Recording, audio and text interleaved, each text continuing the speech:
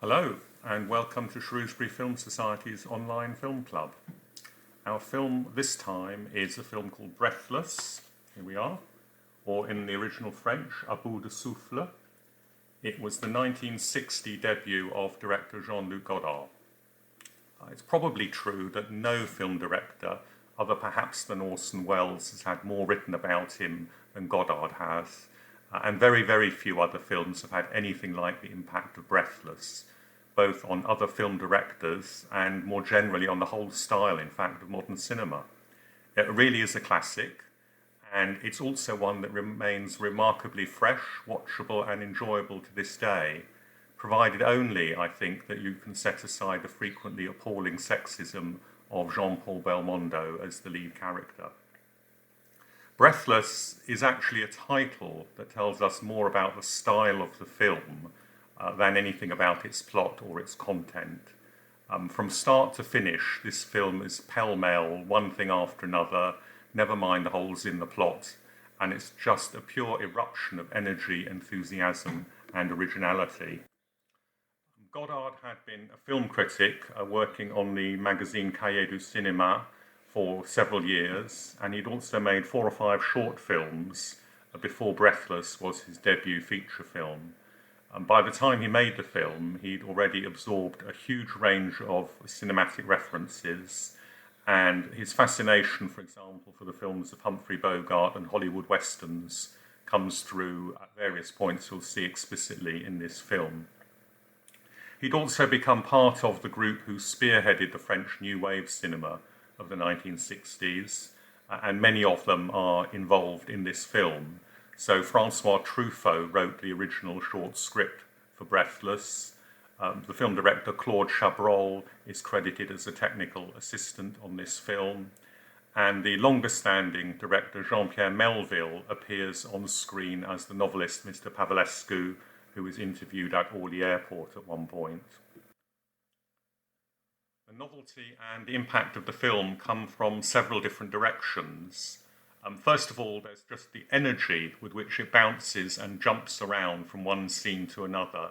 It's quite striking that almost no scene is ever properly finished before we jump on to the next one.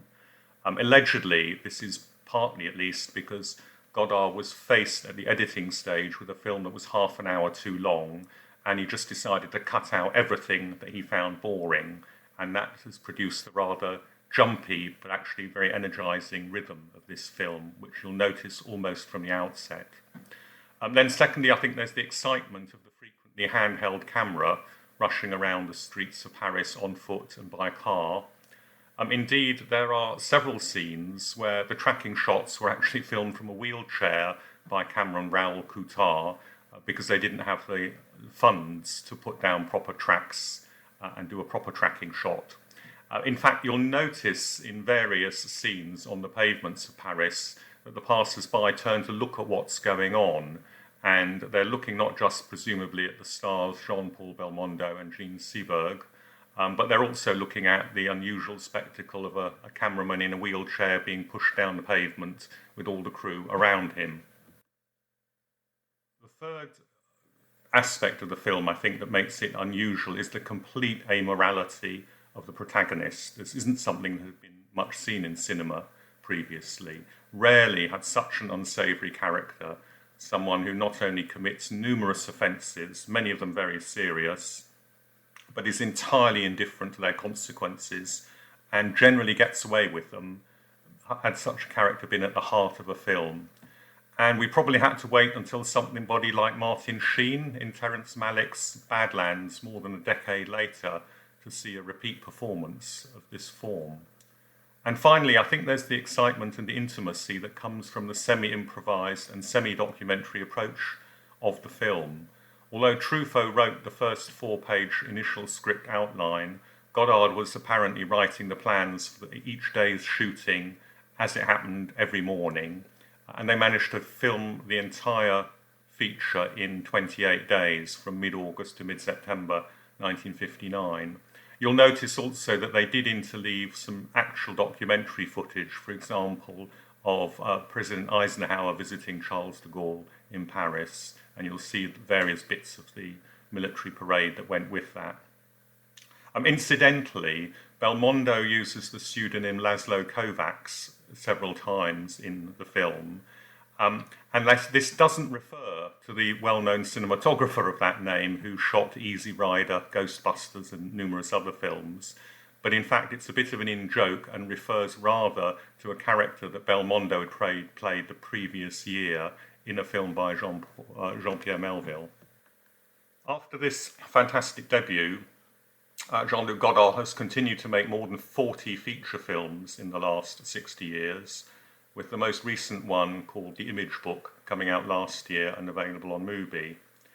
Immediately after Breathless, he had a run of about 15 feature films that he made over the next 7 or 8 years, covering a tremendously wide range of topics and styles, including Le Petit Soldat, which was a film largely, or at least partly, about the Algerian War of Independence.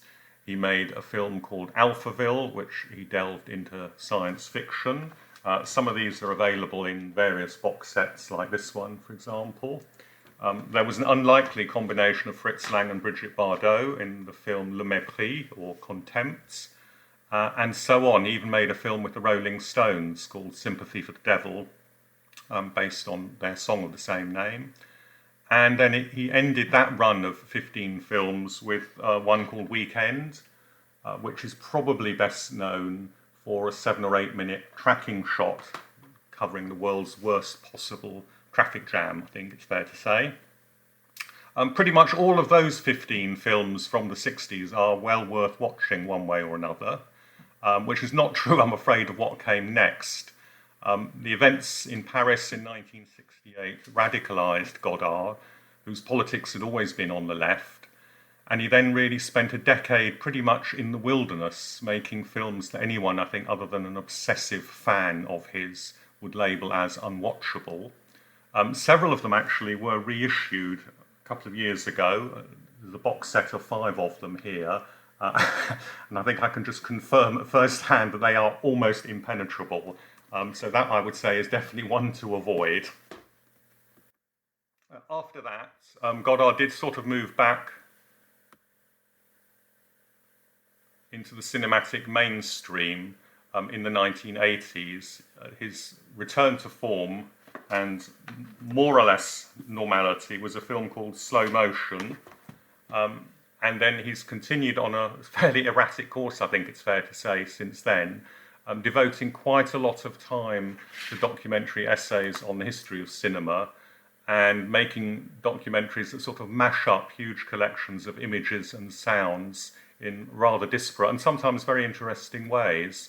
One of his early experiments was to actually release this box, which is a set of books and a soundtrack that go with his history of the cinema. I don't know if you can see it there, L'Histoire du Cinéma. It did come out on DVD, but that doesn't seem to be available anymore, whereas the soundtrack and the books still are. One of his more recent films, Film Socialisme here, interesting for rather different reasons. It was mostly filmed on the cruise ship Costa Concordia, and some of you may remember that that was the ship that 2012, I think it was, ran aground off the coast in Tuscany because the crew were drunk and weren't really paying attention. Some people rather cruelly said that that was a kind of emblematic to what had happened to Godard's filmmaking.